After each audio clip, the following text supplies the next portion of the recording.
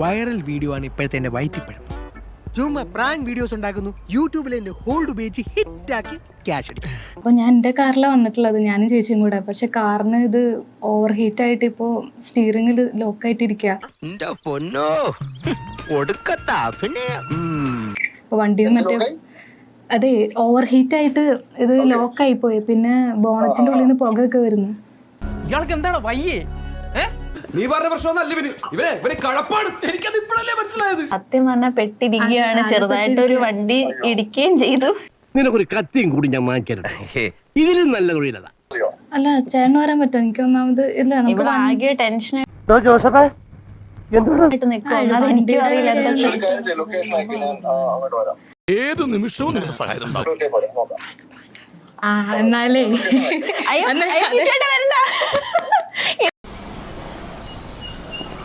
എന്തോന്നാടോ ഇത്?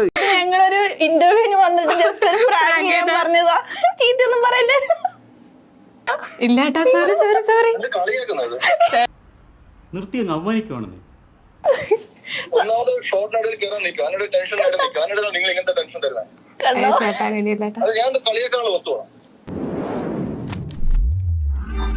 അയ്യോ അങ്ങനെ